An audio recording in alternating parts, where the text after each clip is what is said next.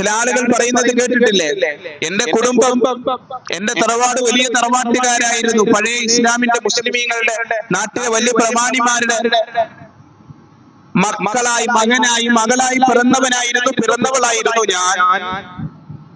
മനോഹരമായി പരിശുദ്ധമായ ഖുർആൻ ഞാൻ പാരായണം ചെയ്യുമായിരുന്നു. ഇസ്ലാമിന്റെ അറിവുകൾ ഞാൻ സ്വായത്തമാക്കിയിട്ടുണ്ടായിരുന്നു. മതം നന്നായി പ്രാക്ടീസ് ചെയ്തിട്ടുണ്ടായിരുന്നു.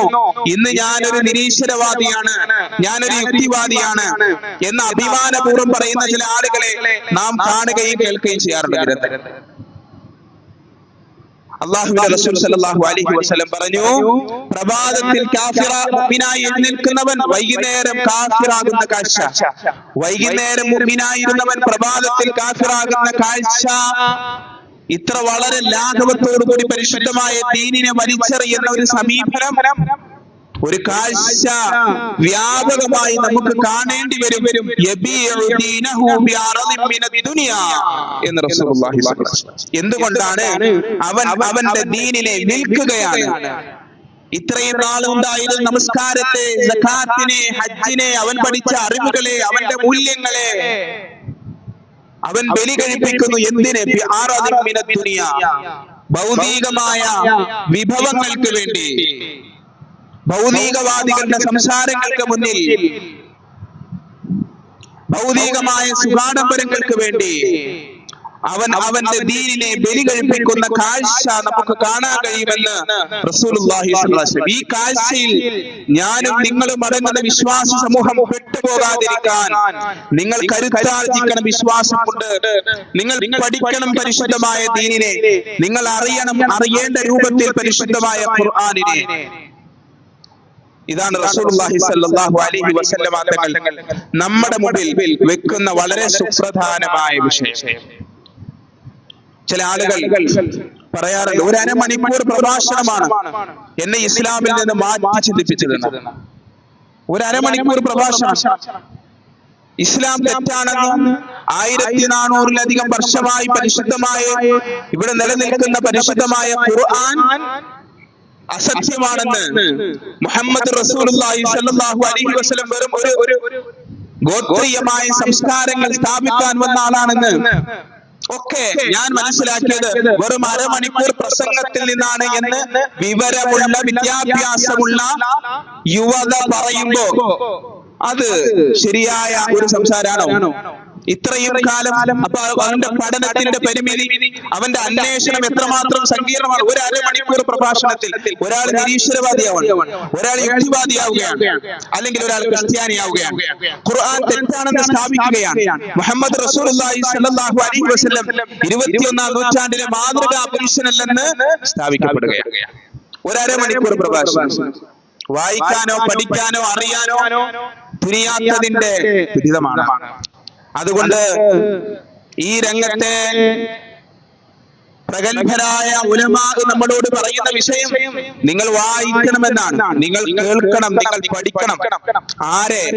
വിമർശകരുടെ ശബ്ദം മാത്രമല്ല, വിമർശകർക്ക് മറുപടി പറയുന്ന പരിശുദ്ധമായ ഇസ്ലാമിക പണ്ഡിതന്മാരുടെ, യഖീനിന്റെ അഹ്ലുകാരുടെ, വിശ്വാസത്തിൽ സുദൃഢതയുള്ള പണ്ഡിതന്മാരുടെ പ്രഭാഷണങ്ങൾ, എഴുത്തുകൾ നിങ്ങൾ കേൾക്കുകയും പഠിക്കുകയും ചെയ്യേണ്ടത് അനിവാര്യമാണ് എന്നുള്ളതാണ്. വെറും നിരീശ്വരവാദികളുടെ സംസാരം കേട്ട് ഒരാളുമായിട്ട് സംസാരിക്കാൻ അവസരമുണ്ടായി. പരിശുദ്ധമായ ഇസ്ലാമിനെതിരിൽ നിരവധിയായ ചോദ്യങ്ങൾ എന്റെ മുമ്പിൽ എടുത്തിട്ടു. അദ്ദേഹം പറയുന്നത് അഭിമാനപൂർവ്വം എന്നോട് പറഞ്ഞതാണ്, ഞാൻ നല്ല മതവിശ്വാസിയായിരുന്നു, ഞാൻ വായിക്കാൻ തുടങ്ങി, ഞാൻ അറിയാൻ തുടങ്ങി, അങ്ങനെ എനിക്ക് മനസ്സിലായി ഇസ്ലാം തെറ്റാണെന്ന്. എനിക്ക് മനസ്സിലായി മുഹമ്മദ് റസൂലുള്ളാഹി സ്വല്ലല്ലാഹു അലൈഹി വസല്ലം ഈ കാലഘട്ടത്തിന്റെ മാതൃകാ പുരുഷനല്ല. അങ്ങനെയാണ് ഞാൻ നിങ്ങളുടെ മുമ്പിൽ ഈ ചോദ്യങ്ങൾ വെക്കുന്നത്. ഞാൻ ആ മനുഷ്യനോട് ചോദിച്ചു, നിങ്ങൾ ഇന്ന് അഭിമാനപൂർവ്വം, എന്നിട്ട് അദ്ദേഹം എന്നെ ഉപദേശിച്ചു, അതുകൊണ്ട് നിങ്ങൾ അധികം വായിക്കാനും അറിയാനും പഠിക്കാനും ഒന്നും ശ്രമിക്കണ്ട, നിങ്ങളും പെട്ടുപോകും. ഞാൻ ചോദിച്ചു, എത്ര വർഷമായി നിങ്ങൾ വായിക്കുന്നുണ്ട്? അദ്ദേഹം പറഞ്ഞു, ഞാൻ 10 വർഷത്തോളമായി ഞാൻ വായിക്കുന്നുണ്ട്. 10 വർഷത്തോളം നിങ്ങൾ വായിച്ചത് എന്താണ് എത്രയാണ്? ആരെയാണ് നിങ്ങൾ കേട്ടത്? ഒരു 5 ആളുകളുടെ പേര് പറയാമോ? ഒരു 5 പുസ്തകങ്ങളുടെ പേര് പറയാമോ? 5 പുസ്തകങ്ങൾ, 5 വ്യക്തികൾ, നിങ്ങൾ കേട്ട, നിങ്ങൾ വായിച്ച 5 വ്യക്തികൾ, 5 പുസ്തകങ്ങൾ ആ മനുഷ്യൻ ലിസ്റ്റ് ചെയ്തു. ഒട്ടുമിക്കതുമല്ല, ആ പറയപ്പെട്ട പേരുകളെല്ലാം നിരീശ്വരവാദികളുടെ പേരുകളായിരുന്നു, യുക്തിവാദികളുടെ പേരുകളായിരുന്നു. അത് ലോക നേതാക്കൾ മുതൽ നമ്മുടെ പ്രാദേശിക നേതാക്കന്മാർ വരെയുണ്ട്. അവരുടെ പ്രഭാഷണങ്ങളായിരുന്നു, ഇംഗ്ലീഷും മലയാളവും ഒക്കെ കേട്ടു. ശരി, നിങ്ങൾ ഈ കാലയളവിൽ ഏതെങ്കിലും ഒരു പുസ്തകം, ഇത്തരം വിമർശനങ്ങൾക്ക് മറുപടി പറയുന്ന ഏതെങ്കിലും ഒരു ഗ്രന്ഥം ഈ 10 വർഷത്തെ കാലയളവിൽ നിങ്ങൾ വായിച്ചിട്ടുണ്ടോ? നിങ്ങൾ അറിഞ്ഞിട്ടുണ്ടോ? നിങ്ങൾ ഒരു സ്കോളറിനെ നിങ്ങൾ കേട്ടിട്ടുണ്ടോ? അപ്പോൾ അദ്ദേഹം പറഞ്ഞു, കേട്ടിട്ടില്ല, പഠിച്ചിട്ടില്ല. പിന്നെ എങ്ങനെ ഒരു ഭാഗം മാത്രം കേട്ട് നിങ്ങൾ ഇത്രയും കാലം ഉണ്ടായിരുന്ന ഒരു വിശ്വാസത്തെ ഉപേക്ഷിക്കുന്നു? നിങ്ങൾക്ക് പരിശുദ്ധമായ ഇസ്ലാമിനെതിരെ നിങ്ങൾക്കുണ്ടായ സംശയങ്ങൾ അവരുടെ പ്രഭാഷണങ്ങളിൽ നിന്നാണ് ഉണ്ടായത്. ശരി തന്നെ, നിങ്ങൾ ഇസ്ലാം ഉപേക്ഷിച്ചു എന്ന് പറയുന്നു. ശരി, ഇസ്ലാം ഉപേക്ഷിച്ചെങ്കിൽ മറുഭാഗത്ത് അതിനെതിരെ ശക്തമായ നിരൂപണങ്ങളും പഠനങ്ങളും മറുപടികളും ഒക്കെ നടത്തപ്പെട്ടിട്ടുണ്ട്, രചനകളുണ്ട്. ഇന്ന് നമുക്ക് വളരെ എളുപ്പത്തിൽ അത്തരം പണ്ഡിതന്മാരെ കേൾക്കാൻ സാധിക്കും. വായിക്കാൻ മടിയുള്ളവർക്ക് കേൾക്കാൻ സാധിക്കുമല്ലോ. എത്രയോ ലോക പണ്ഡിതന്മാരുണ്ട്. പരിശുദ്ധമായ ഇസ്ലാമിനെതിരെ കടന്നു വരുന്ന ചോദ്യങ്ങളെ റബ്ബർ അഴിച്ചു കളയുന്ന ലാഘവത്തോട് ഇസ്ലാമിനെതിരെ സംശയങ്ങൾക്ക് മറുപടി പറയുന്ന ഒരു പണ്ഡിതനെങ്കിലും നിങ്ങൾ കേട്ടിട്ടുണ്ടോ?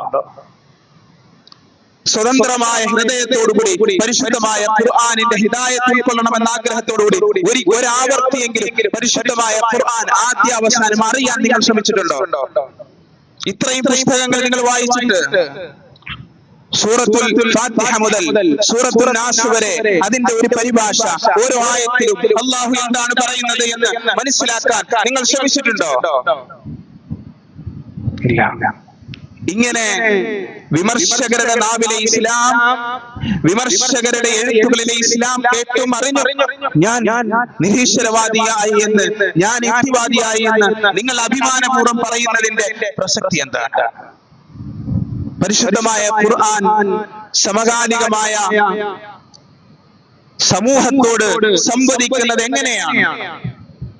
അത് നൽകുന്ന ശാസ്ത്രീയമായ സൂചനകൾ അറിയാൻ ശ്രമിച്ചിട്ടുണ്ടോ? എത്രയെത്ര ആയത്തുകൾ പരിശുദ്ധമായ ഖുർആൻ നാം പഠിച്ച് മനസ്സിലാക്കി മുന്നോട്ട് പോകുമ്പോൾ അല്ലാഹു നൽകുന്ന ഈ കാലഘട്ടത്തിലും പരിശുദ്ധമായ ഖുർആൻ അതിന്റെ മാറ്റു കൂടുന്നത് നമുക്ക് കാണാൻ കഴിയും. ഈ പ്രപഞ്ചത്തിന്റെ ഉത്ഭവത്തെ സംബന്ധിച്ച് ഒരുപക്ഷെ ഇത് ഓതിയ റസൂലുള്ളാഹി സ്വല്ലല്ലാഹു അലൈഹി വസല്ലം തങ്ങൾ പോലും മനസ്സിലാക്കാത്ത അളവിൽ ഈ കാലഘട്ടത്തിൽ ജീവിക്കുന്ന മനുഷ്യർക്ക് മനസ്സിലാക്കാൻ കഴിയും. കാരണം ശാസ്ത്രം വികസിച്ചപ്പോൾ, ഗോളശാസ്ത്ര രംഗത്തെ പഠനങ്ങൾ ഉന്നതികളിലേക്ക് എത്തിയ ഒരു കാലഘട്ടത്തിൽ പരിശുദ്ധമായ ഖുർആൻ നാം വായിക്കുമ്പോൾ അല്ലാഹു പദങ്ങളിൽ ഒളിപ്പിച്ചിരിക്കുന്ന, ആയത്തുകളിൽ ഒളിപ്പിച്ചിരിക്കുന്ന ആശയങ്ങൾ എന്താണെന്ന് എളുപ്പത്തിൽ മനസ്സിലാക്കാൻ സാധിക്കുന്ന ഒരു കാലഘട്ടത്തിൽ, ഒരുപക്ഷെ ആ കാലഘട്ടത്തിൽ ആളുകൾക്ക് അത് മനസ്സിലായോ എന്നത് സംശയമാണ്. ഒരു ഉദാഹരണത്തിന് പറഞ്ഞാൽ, അവലം യറല്ലദീന കഫറു അന്നസ് സമാവാതി വൽ അർള كانتا رتقا ففتقناهما وجعلنا من الماء كل شيء حي أفلا يؤمنون. അല്ലാഹു ചോദിക്കുകയാണ്, സത്യത്തെ നിഷേധിക്കുന്നവർ കാണുന്നില്ലേ? അന്നസ്സമാവാതി വൽ അർള, ഈ പ്രപഞ്ചം കാനതാ റത്ഖൻ, അത് നല്ല ഒട്ടിച്ചേർന്നതായിരുന്നു. മലയാളത്തിൽ ഇതിനർത്ഥം പറയാം, ഒട്ടിച്ചേർന്നതായിരുന്നു. നാം അതിനെ വേർപെടുത്തി. വെള്ളത്തിൽ നിന്ന് ജീവനുള്ള എല്ലാ വസ്തുക്കളെയും നാം സൃഷ്ടിക്കുകയും ചെയ്തു. ജീവനുള്ള മുഴുവൻ വസ്തുക്കളുടെയും ഉത്ഭവം വെള്ളത്തിൽ നിന്നാണെന്നും അല്ലാഹു പറയുന്നു. അഫലാ യുഅ്മിനൂൻ, അവർ വിശ്വസിക്കുന്നില്ലേ? ഇത് അബ്ദുല്ലാഹി ഇബ്നു അബ്ബാസ് ഈ ആയത്തിനെ വിശദീകരിച്ചിട്ടുണ്ട് റളിയല്ലാഹു അൻഹു. തൊബരിയിൽ, തൊബറാനിയിൽ, ഖുർത്തുബിയിൽ, ഇബ്നു കസീറിൽ റളിയല്ലാഹു അൻഹും അജ്മഈൻ. മുഫസ്സിരീങ്ങൾ ഈ ആയത്തുകളെ വിശദീകരിച്ചിട്ടുണ്ട്. ആ കാലഘട്ടത്തിൽ പ്രപഞ്ചം ഒട്ടിച്ചേർന്നതായിരുന്നു എന്ന്, അതിനെ നാം വേർപെടുത്തിയെന്ന്, ഇത്രമാത്രം വായിക്കപ്പെട്ടിരുന്ന ഒരു കാലഘട്ടത്തിൽ ഇന്ന് 21-ാം നൂറ്റാണ്ടിൽ ഈ ആയത്തിന്റെ മാറ്റു കൂടുന്നത് ഈ പ്രപഞ്ചത്തിന്റെ ഉത്ഭവം ഒരു മഹാപൊട്ടിത്തെറിയിൽ നിന്നാണ് എന്ന തിയറി നാം ഈ ആയത്തിനോട് ചേർത്ത് വെച്ച് നോക്കുമ്പോഴാണ് ഈ ആയത്തിൽ എന്താണ് ഒളിഞ്ഞു കിടക്കുന്നത് എന്ന് നമുക്ക് മനസ്സിലാക്കാൻ സാധിക്കും. ബിഗ് ബാങ്, ഈ മഹാപ്രപഞ്ചം ഒരു വിസ്ഫോടനത്തിലൂടെയാണ് ഈ പ്രപഞ്ചത്തിന്റെ വികസനം സംഭവിച്ചത് എന്ന് അല്ലാഹു സുബ്ഹാനഹു വ തആല പറയുമ്പോൾ, ഒരുപക്ഷേ അത് റസൂലുള്ളാഹി അല്ലാഹുവിൽ നിന്നും അവതരിപ്പിക്കപ്പെട്ട ഈ ആയത്ത് മുഹമ്മദ് റസൂലുള്ളാഹി സ്വല്ലല്ലാഹു അലൈഹി വസല്ലം തങ്ങൾ സഹാബികളോട് ഓതിക്കൊടുക്കുമ്പോൾ, സഹാബികൾ അത് കേട്ട് വിശദീകരിക്കുമ്പോൾ, അറിയുമ്പോൾ, പ്രചരിപ്പിക്കുമ്പോൾ, ഈ തിയറി അന്നില്ല. ഈ രൂപത്തിൽ നാം 21-ാം നൂറ്റാണ്ടിലെ ആളുകൾ ഈ ആയത്തെ മനസ്സിലാക്കുന്ന രൂപത്തിൽ അവർ മനസ്സിലാക്കിയിട്ട് പോലും ഉണ്ടാവുകയില്ല. കാലാതീതമായി കാലഘട്ടത്തോട് സംവദിച്ചുകൊണ്ടിരിക്കുന്ന പരിശുദ്ധമായ ഖുർആനിന്റെ ആയത്തുകൾ ഓരോ കാലഘട്ടത്തിലും എങ്ങനെയാണ് ശാസ്ത്രീയമായ അന്വേഷണങ്ങളുടെ അടിസ്ഥാനത്തിൽ ആയത്തുകൾക്ക് മാറ്റുകൂടുന്നത് എന്നതിന്റെ ഒരു തെളിവാണ്. അല്ലാഹു സുബ്ഹാനഹു വ തആല പറഞ്ഞു അതേ സൂറത്തുൽ അംബിയായിലാണ് ഈ ആയത്ത്. യൗമ നത്വി സ്സമാഅ കതയ്യി സിജില്ലി ലിൽ കുതുബ് കമാ ബദഅനാ അവ്വല ഖൽഖിൻ നുഈദുഹു. യൗമ നത്വി സ്സമാഅ, നാം ഈ പ്രപഞ്ചത്തെ ചുരുട്ടും. കതയ്യി സിജില്ലി ലിൽ കുതുബ്, പേപ്പർ ചുരുട്ടുന്നത് പോലെ ചുരുട്ടും. ഇപ്പോൾ ഇത് വിശാലമാണ്. പ്രപഞ്ചം വികസിച്ചുകൊണ്ടിരിക്കുന്നു എന്ന യാഥാർത്ഥ്യം, വികസിച്ചുകൊണ്ടിരിക്കുന്ന ഈ പ്രപഞ്ചത്തെ, ഗാലക്സികൾ തമ്മിൽ ബഹുദൂരം അകന്നുകൊണ്ടിരിക്കുന്ന ഈ പ്രപഞ്ചത്തെ ഒരു പേപ്പർ ചുരുട്ടുന്നത് പോലെ നാം ചുരുട്ടും. പരിശുദ്ധമായ ഖുർആൻ സൂറത്തുൽ അംബിയ കമാ ബദഅനാ അവ്വല ഖൽഖിൻ നുഈദുഹു, എങ്ങനെ നാം ഈ സൃഷ്ടിഘടനയുടെ തുടക്കത്തിലുണ്ടായിരുന്നോ ആ തുടക്കത്തിലുണ്ടായിരുന്ന അവസ്ഥയിലേക്ക് ഈ പ്രപഞ്ചം ഒരു ഒട്ടിച്ചേർന്ന ഘടകമായി മാറും. ഇത് മുഹമ്മദ് റസൂലുള്ളാഹി സ്വല്ലല്ലാഹു അലൈഹി വസല്ലം തങ്ങൾ ശാസ്ത്രീയമായ അന്വേഷണം നടത്തി, തിയറികൾ വെച്ച്, ടൂളുകൾ ഉപയോഗിച്ച് സമൂഹത്തിന് പഠിപ്പിച്ചു കൊടുത്ത അധ്യാപനമല്ല, അല്ലാഹുവിന്റെ ഭാഗത്ത് നിന്ന് അറിയിക്കപ്പെട്ട ആയത്തുകൾ മാത്രമാണ്. പക്ഷെ ഇന്നാണ് ഈ ആയത്തുകളിൽ അല്ലാഹു ഒളിപ്പിച്ചിരിക്കുന്ന സൂചനകൾ എന്താണ് എന്ന് നമുക്ക് ബോധ്യപ്പെടുന്നത്. والسماء بنيناها بأيد وإنا لموسعون, ഈ പ്രപഞ്ചത്തെ നാം ശക്തമായി നിർമ്മിച്ചിരിക്കുന്നു. വഇന്നാ ലമൂസിഊൻ, നാം ഇതിനെ മൂസിഊൻ, വികസിപ്പിക്കുന്നവരാണ് എന്നത് ഇന്നത്തെ അർത്ഥമാണ്. യഥാർത്ഥ അറബി ഭാഷയിൽ മൂസി എന്ന് പറഞ്ഞാൽ വികസിപ്പിക്കുന്നവൻ എന്നാണ് അർത്ഥം. അന്ന് ഈ ആയത്ത് ഇറങ്ങിയപ്പോൾ പ്രപഞ്ചം വികസിപ്പിക്കുന്നവനാണ് നാം എന്ന് പറയുന്നത് അതെങ്ങനെയാണ്? അതിന്റെ യഥാർത്ഥ അർത്ഥം കൊടുക്കാൻ കഴിയുന്നില്ല. പ്രപഞ്ചം വികസിച്ചുകൊണ്ടിരിക്കുന്നു എന്ന് ശാസ്ത്രീയമായി തെളിയിക്കപ്പെട്ട ഒരു പഠനം അവർക്ക് മനസ്സിലായ വിഷയമല്ല. അതുകൊണ്ട് മൂസിഊൻ എന്നതിന് അവർ അർത്ഥം കൊടുത്തു കഴിവുള്ളവരാണ്. കാരണം ഖുർആനിൽ ലഖാദിറൂൻ ഇന്നല്ലാഹ അലാ കുല്ലി ഷൈഇൻ ഖദീർ, മൂസി എന്ന് പറഞ്ഞാൽ അല്ലാഹു പ്രപഞ്ചത്തെ വികസിപ്പിക്കുന്നവനാണ് എന്ന് ശരിയ നേർക്കുനേറുള്ള അർത്ഥം കൊടുക്കണ്ട. നമുക്ക് വ്യാഖ്യാനിച്ചിട്ട് അവർ ചെയ്തത് അവരുടെ വൈജ്ഞാനിക പരിസരത്തിൽ നിന്നുള്ള വിശദീകരണമാണ്. അക്കാലഘട്ടത്തിലെ വൈജ്ഞാനിക പരിസരത്തിൽ നിന്നുമുള്ള ഖുർആനിന്റെ പരിഭാഷയും വ്യാഖ്യാനവും വിശദീകരണമാണ്. അതുകൊണ്ട് യഥാർത്ഥ അർത്ഥം കൊടുക്കുന്നതിന് പകരം വ്യാഖ്യാനത്തിൽ അധിഷ്ഠിതമായ അർത്ഥം കൊടുത്തു നാം കഴിവുള്ളവരാണ്. അത് ശരിയാകും. പക്ഷേ പിന്നീട് കാലം തെളിയിക്കുന്നു യഥാർത്ഥ അർത്ഥം മൂസ്യ എന്ന് പറഞ്ഞാൽ വികസിപ്പിക്കുക എന്ന് തന്നെയാണ് അർത്ഥം. കാരണം പ്രപഞ്ചം വികസിച്ചു കൊണ്ടിരിക്കുന്നു എന്ന് സയൻസ് കണ്ടെത്തിയിട്ടുണ്ട്. അതിനോട് ചേർന്ന് നിൽക്കുന്ന അതിന്റെ യഥാർത്ഥ അർത്ഥം വികസിപ്പിക്കുന്നവരെന്നാണ്. പ്രപഞ്ചത്തിന്റെ വികാസത്തെ സംബന്ധിച്ച് ഉള്ള ശാസ്ത്രീയമായ പഠനങ്ങൾ ഈ പരിശുദ്ധമായ ഖുർആനിന്റെ ആയത്തുകളോട് ചേർത്ത് വെക്കുമ്പോൾ അല്ലാഹു സുബ്ഹാനഹു വ തആല ഇതിൽ ഒളിപ്പിച്ചിരിക്കുന്നത് എന്താണെന്ന് നമുക്ക് മനസ്സിലാക്കാം. നിർബന്ധമാണ്. അന്ന് അബ്ദുല്ലാഹി ഇബ്നു അബ്ബാസ് റളിയല്ലാഹു അൻഹു, തബരിയും തബറാനിയും ഇബ്നു കസീർ ഒന്നും അങ്ങനെ പറഞ്ഞില്ലല്ലോ. പിന്നെ എന്തിനാ നമ്മൾ പറയാൻ നിൽക്കുന്നത്? അവർ പരിശുദ്ധമായ ഖുർആനിനെ അവരുടെ വൈജ്ഞാനിക പരിസരത്തിൽ നിന്ന് വിശദീകരിച്ചു, വ്യാഖ്യാനിച്ചു. ഇന്ന് നാം ചെയ്യേണ്ടത് ഈ പരിശുദ്ധമായ ഖുർആനിനെ നമ്മുടെ വൈജ്ഞാനിക പരിസരത്തിൽ നിന്ന് അറിയണം, നമ്മുടെ ചിന്തകൾ തിരിച്ച് അങ്ങോട്ടേക്ക് വിടണം. അങ്ങനെ പഠിക്കാൻ തയ്യാറായാൽ, വിനയാന്വിതമായ മനസ്സോടെ അറിയാനും പഠിക്കാനും മനസ്സിലാക്കാനും തയ്യാറായാൽ, അല്ലാഹു സുബ്ഹാനഹു വ തആല ഖുർആനിൽ നിന്ന് നമുക്ക് മുത്തുകളും മാണിക്യങ്ങളും തരും. ഇല്ലെങ്കിലോ അഹങ്കാരത്തോടുകൂടി എന്ത് തന്നെയാണെങ്കിലും ഇസ്ലാം തെറ്റാ, എന്ത് തന്നെയാണെങ്കിലും ഖുർആൻ അസത്യമാണ്, എന്തൊക്കെ പറഞ്ഞാലും ശരി മുഹമ്മദ് റസൂലുള്ളാഹി സ്വല്ലല്ലാഹി അലൈഹി വസല്ലം ഈ കാലഘട്ടത്തിന്റെ മാതൃകാ പുരുഷനല്ല എന്ന ഒരു മുൻധാരണ വെച്ചുകൊണ്ട് പരിശുദ്ധമായ ഇസ്ലാമിനെ സമീപിച്ചാലോ, ഖുർആനെ സമീപിച്ചാലോ, ഖുർആൻ പഠിക്കാൻ തയ്യാറായാലോ, അല്ലാഹു പറയുന്നുണ്ട്, സഅസ്രിഫു അൻ ആയാതി അല്ലദീന യതകബ്ബറൂന ഫിൽ അർളി ബിഗൈരിൽ ഹഖ് وإن يروا كل آية لا يؤمنوا بها وإن يروا سبيل الرشد لا يتخذوه سبيلا سأصرف عن آياتي الذين يتكبرون അഹങ്കാരികളെ എന്റെ ദൃഷ്ടാന്തങ്ങളിൽ നിന്ന് ഞാൻ തിരിച്ചു കളയും. വിനയാന്വിതമായ മനസ്സോടെ, സത്യം ഉൾക്കൊള്ളണമെന്ന മനസ്സോടെ, ഹൃദയ വിശാലതയോടെ പരിശുദ്ധമായ ഖുർആനിനെ സമീപിക്കുന്നവനും അഹങ്കാരത്തോടെ മുൻധാരണയോടെ ഈ പരിശുദ്ധമായ ഖുർആനിനെ സമീപിക്കുന്നവനും തമ്മിലുള്ള വ്യത്യാസം. നാം കാണുന്നതനുസരിച്ചാണോ നമ്മുടെ വിശ്വാസം രൂപപ്പെടുന്നത്, നമ്മുടെ വിശ്വാസം അനുസരിച്ചാണോ നാം കാണുന്നത് എന്ന് പറയുന്ന ഒരു സംഭവം ഉണ്ടല്ലോ. ഒരാളെ പറ്റി നമ്മളോട് പറയപ്പെടുകയാണ്, അവൻ പിശുക്കനാണ്, അവൻ ലുപ്തനാണ്, നീ അവന്റെ അടുത്തൊന്നും ചോദിച്ചിട്ട് കാര്യമൊന്നുമില്ല. അപ്പൊ അയാളെ പറ്റി ഒരു മുൻധാരണ നമ്മുടെ ഉള്ളിൽ രൂപപ്പെട്ട് കഴിഞ്ഞു. അവൻ ലുപ്തനാണ്, അവനൊന്നും ചെയ്യാൻ പോകുന്നില്ല, അവൻ കഠിനനാണ്. നമ്മൾ അവനെ എവിടെ വെച്ച് അവൻ എന്തൊക്കെ നന്മകൾ ചെയ്താലും ശരി തന്നെ ഈ മുൻധാരണയോടുകൂടിയായിരിക്കും നമ്മൾ അവനെ കാണുക. നമ്മൾ നേരത്തെ തന്നെ ഒരു വിശ്വാസം രൂപപ്പെടുത്തിയെടുത്തിട്ട് നമ്മൾ അവരെ സമീപിക്കുമ്പോൾ ആ വിശ്വാസം അനുസരിച്ച്, ആ മുൻധാരണ അനുസരിച്ചായിരിക്കും പിന്നെ നമ്മൾ അങ്ങോട്ട്. ഇനി അവൻ നന്മ ചെയ്തു, അവൻ നമുക്കൊരു 10-25,000 രൂപ തന്നാലും ഈ 25,000 അവൻ തന്നതിന്റെ പിന്നിൽ എന്തോ ഒരു ലക്ഷ്യമുണ്ടോ, ഇങ്ങനെ നമ്മൾ മനസ്സിലാക്കുക.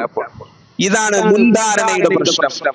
നമ്മളൊരു വിശ്വാസം രൂപപ്പെടുത്തിയിട്ട് സമീപിക്കുമ്പോൾ, ഇങ്ങനെ ഖുർആനെ സമീപിക്കുമ്പോൾ ഖുർആൻ എന്തെന്നെയാണെങ്കിലും കുഴപ്പമാണ്. റസൂലുള്ളാഹി സ്വല്ലല്ലാഹി അലൈഹി വസല്ലം തങ്ങൾ 6-ാം നൂറ്റാണ്ടിൽ മാത്രമുള്ള വ്യക്തിത്വമാണ് എന്ന രൂപത്തിൽ മാത്രം ഇതിനെ സമീപിക്കുമ്പോൾ അല്ലാഹു പറഞ്ഞത് എങ്ങനെയാണ്? കലം കമഴ്ത്തി വെച്ചിട്ട് വെള്ളം ഒഴിക്കുന്നത് പോലെ. കലം തുറന്നു വെച്ച് വെള്ളം ഒഴിക്കുമ്പോൾ അതിലേക്ക് വെള്ളം വീഴും. കലം കമഴ്ത്തി വെച്ചാലോ വെള്ളം വീഴൂല. അല്ലാഹു പറഞ്ഞു, സഅസ്രിഫു അൻ ആയാതി അല്ലദീന യതകബ്ബറൂന ഫിൽ അർളി ബിഗൈരിൽ ഹഖ്, അഹങ്കാരികളിൽ നിന്ന് എന്റെ ദൃഷ്ടാന്തങ്ങളെ ഞാൻ തിരിച്ചു കളയും. അങ്ങനെ നിങ്ങൾ ഖുർആൻ പഠിക്കാൻ വരല്ലേ, അങ്ങനെ ഈ ഖുർആനെ സമീപിക്കല്ലേ. ദൃഷ്ടാന്തങ്ങൾ മുഴുവനും അവർ കണ്ടാലും ശരി തന്നെ അവർ വിശ്വസിക്കാൻ പോകുന്നില്ല. ദൃഷ്ടാന്തങ്ങൾ മുഴുവനും അവർ കണ്ടാലും അവർ വിശ്വസിക്കൂല.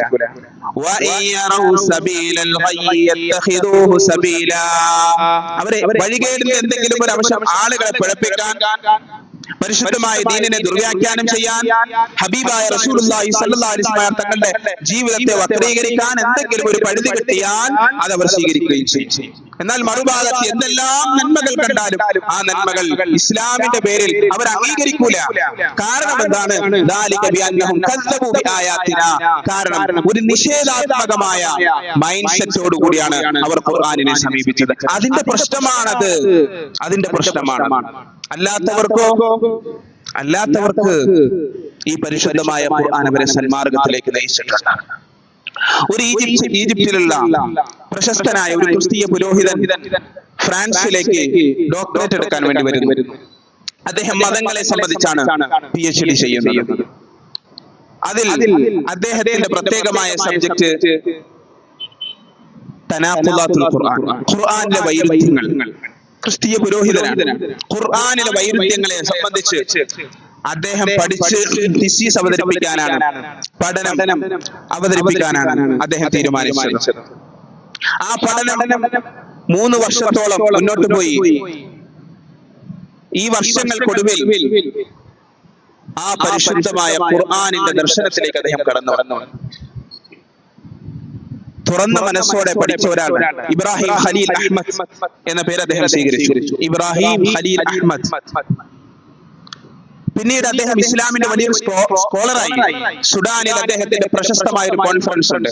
ആ കോൺഫറൻസിൽ ആയിരക്കണക്കിന് ക്രിസ്ത്യാനികൾക്കിടയിലേക്ക് പരിശുദ്ധമായ ഇസ്ലാമിന്റെ ക്രിസ്തീയ പുരോഹിതന്മാർ, ബിഷപ്പുമാർ, ഇവരുടെ ഇടയിലേക്ക് പരിശുദ്ധമായ ഖുർആൻ മുന്നിൽ വെച്ചുകൊണ്ട് അദ്ദേഹം ചർച്ചകൾ സംഘടിപ്പിച്ചു. അതിൽ നിന്ന് വലിയൊരു സംഘം ഇസ്ലാം സ്വീകരിച്ച സംഭവങ്ങൾ നമുക്ക് ഇപ്പോഴും നമുക്ക് ലഭ്യമാണ്.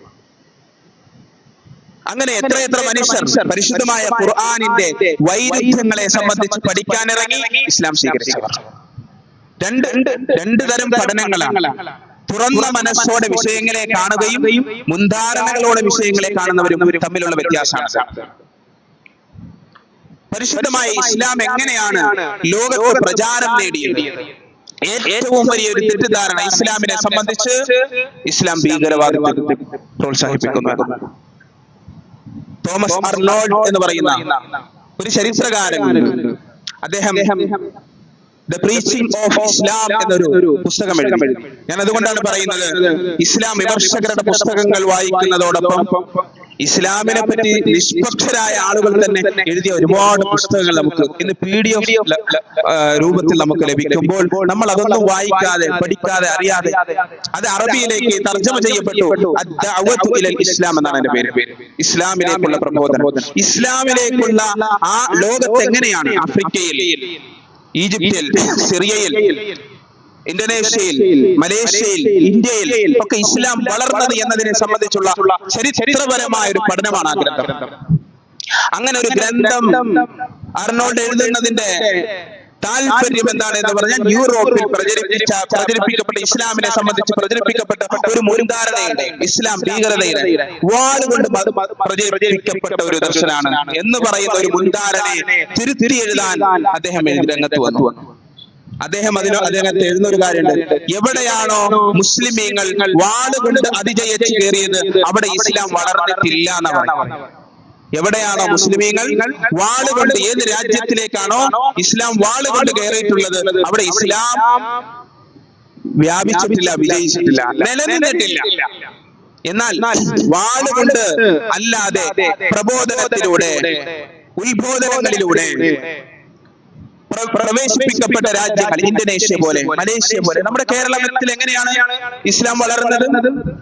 കച്ചവട ബന്ധം എങ്ങനെ ഇസ്ലാം പ്രചരണത്തിന് കാരണമായി? ഒരു ജീവിതം നമ്മൾ പലതവണ അത് പറഞ്ഞിട്ടുള്ളതാണ്.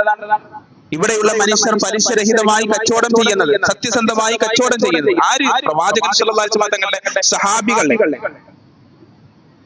ആ പ്രൈമറി ഓഡിയൻസ് അവർ ഇവിടെ വന്ന് പ്രസംഗിച്ചിട്ടോ പുസ്തകങ്ങൾ ഇറക്കിയിട്ടോ അല്ല, ഒരു ജീവിതം കണ്ടിട്ട് അങ്ങനെ പ്രചരിച്ചു ഇസ്ലാം. ലോകത്ത് ഏറ്റവും കൂടുതൽ ഇസ്ലാം പ്രചരിച്ചത് ദഅവത്തിലൂടെയാണ്, പ്രബോധനത്തിലൂടെയാണ്. പരിശുദ്ധമായ ഖുർആൻ പറയുന്നു, ഉദ്ഉ ഇലാ സബീലി റബ്ബിക ബിൽ ഹിക്മതി വൽ മൗഇദത്തിൽ ഹസന. ദഅവത്ത് എന്ന് പറയുന്ന പരിശുദ്ധമായ ഖുർആനിൽ എത്ര ആയത്തുകൾ. യുദ്ധം ഇസ്ലാം തുടങ്ങിയതല്ല. സഹാബാക്കൾ യുദ്ധത്തെ ഇഷ്ടപ്പെട്ടിട്ടുമില്ല. പരിശുദ്ധമായ ഖുർആൻ അത് പറയുന്നുണ്ട്, കുതിബ അലൈകുമുൽ ഖിതാലു വഹുവ കുർഹുൽ ലക്കും. നിങ്ങൾക്ക് യുദ്ധം നിയമമാക്കപ്പെട്ടു, നിങ്ങൾക്കത് ഇഷ്ടമല്ലെങ്കിലും. യുദ്ധം തുടങ്ങാനല്ല, റസൂലുള്ളാഹി സ്വല്ലല്ലാഹു അലൈഹി വസല്ലം പറഞ്ഞു, നിങ്ങൾ യുദ്ധമുഖത്തെ ആഗ്രഹിക്കരുത്. എന്നാൽ യുദ്ധ സാഹചര്യം അനിവാര്യമായി വന്നാൽ ഇന്ന കാര്യങ്ങൾ പാലിക്കണമെന്ന് എണ്ണി പഠിപ്പിച്ചു. യുദ്ധത്തിൽ മര്യാദ പുലർത്തണമെന്ന് പഠിപ്പിച്ചു.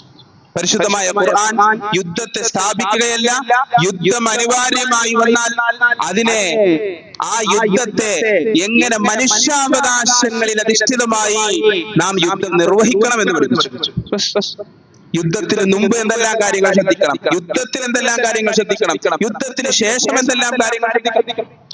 യുദ്ധം ചെയ്യണ്ട എന്ന് പറഞ്ഞാൽ ശരിയാകും. മനുഷ്യന്മാരെ ആക്രമിക്കാൻ, ശത്രുത, രാഷ്ട്രങ്ങളുടെ പരമായ പല കാരണങ്ങളുടെ പേരിൽ യുദ്ധങ്ങൾ സംഭവിക്കാം. അവിടെ യുദ്ധങ്ങൾ വേണ്ട എന്ന് പറയുന്നത് യുക്തിരഹിതമായ ഒരു സമീപനമാണ്. അനിവാര്യമായ സാഹചര്യത്തിൽ ചില കാര്യങ്ങൾ ശ്രദ്ധിക്കണം എന്ന് പറഞ്ഞതിനപ്പുറം പ്രവാചകന്മാരോടൊക്കെ പറഞ്ഞത് എന്താണ്? പ്രവാചകരെ, താങ്കൾ അവരുടെ വക്കീലൊന്നുമല്ല, താങ്കളുടെ ഉത്തരവാദിത്തം അവർക്ക് എത്തിച്ചു കൊടുക്കൽ മാത്രമാണ്. എത്തിച്ചു കൊടുക്കൽ മാത്രമാണ് താങ്കളുടെ ഉത്തരവാദിത്തം, വേറൊന്നുമില്ല. അത് ചെയ്താൽ മതി. താങ്കൾ അവരുടെ അധികാരിയാകാമെന്നാണെന്നല്ല. അതുകൊണ്ട് ഇസ്ലാമിന് ആവശ്യമില്ല ഒരു രാഷ്ട്രം സ്ഥാപിക്കാൻ, ഇസ്ലാമിക് സ്റ്റേറ്റ് സ്ഥാപിക്കുക എന്ന് പറയുന്നത് ഇസ്ലാമിന്റെ ആവശ്യമേ അല്ല. അങ്ങനെ സ്ഥാപിക്കപ്പെട്ട് അങ്ങനെ ഇസ്ലാമിക് സ്റ്റേറ്റ് രൂപീകരിച്ച് ഒരു രാജ്യത്ത് ഇസ്ലാം പ്രചരിച്ചിട്ടില്ല. മദീനയുടെ ചരിത്രമടക്കം ഇന്ന് കേരളത്തിൽ നിന്നുകൊണ്ട് മദീന മുതൽ കേരളം വരെ നാം ഒന്ന് പരിശോധിച്ചു നോക്കാം. ശരിയായ മുസ്ലിമീങ്ങൾ എങ്ങനെയാണ് രൂപപ്പെട്ടത്, ശരിയായ ഇസ്ലാമിക ജീവിതം എങ്ങനെയാണ് രൂപപ്പെട്ടത്. കായൽപട്ടണം, തമിഴ്നാട്ടിലെ കായൽപട്ടണം പലപ്പോഴും നമ്മളെ അത്ഭുതപ്പെടുത്തും. Police സ്റ്റേഷനുകളില്ല, ജയിലുകളില്ല, crime നടക്കാറില്ല. എങ്ങനെയാണ്? ഒരു വിഭാഗം മനുഷ്യർ, ഇസ്ലാം അനുസരിച്ച് ജീവിക്കുന്ന മനുഷ്യരുടെ ജീവിതം നമുക്ക് കാണാൻ കഴിയുന്ന ഒരു ദേശം ലക്ഷദ്വീപിനെ സംബന്ധിച്ച് നാം അത്തരത്തിൽ കേൾക്കാറുണ്ട്. എങ്ങനെയാണ് ഒരു മനുഷ്യന്റെ ജീവിതത്തിൽ ഇസ്ലാം രൂപപ്പെടുന്നത്? അത് പഠനങ്ങളിലൂടെ, പ്രബോധനത്തിലൂടെ, വാളുകൊണ്ടല്ല എന്ന് അദ്ദേഹം ദ പ്രീച്ചിങ് ഓഫ് ഇസ്ലാം എന്ന് പറയുന്ന അദ്ദേഹത്തിന്റെ രചനയിൽ വിശദമായി സ്ഥാപിക്കുന്നുണ്ട്. ഇപ്പൊ ഇത്തരം രചനകൾ വിമർശകരുടെ കോണുകളിൽ മാത്രം നമ്മുടെ ചിന്തകളെ, നമ്മുടെ പഠനങ്ങളെ പരിമിതപ്പെടുത്താതെ തുറന്നു വായിക്കാനും പഠിക്കാനും അറിയാനും നമുക്ക് സാധിക്കേണ്ടതുണ്ട്.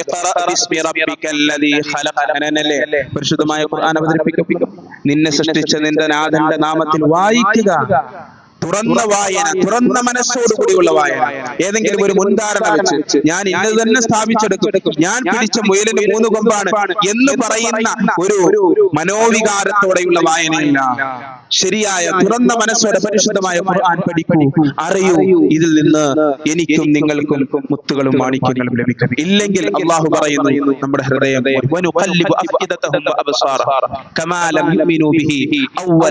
നാം അവരുടെ ഹൃദയങ്ങളെ, അവരുടെ കാഴ്ചകളെ കമഴ്ത്തിക്കളയും. കാരണം അവർ കൊണ്ടുവച്ച കലം കമഴ്ന്നിരിക്കാൻ, അതുകൊണ്ട് അവരുടെ കാഴ്ചകളും അവരുടെ ഹൃദയങ്ങളും കമഴ്ന്നു പോകും. അതിലേക്ക് പിന്നൊന്നും കയറുകയില്ല. എന്തൊക്കെ നന്മകൾ പറഞ്ഞാൽ പിന്നെ അങ്ങോട്ട് കയറുകയില്ല.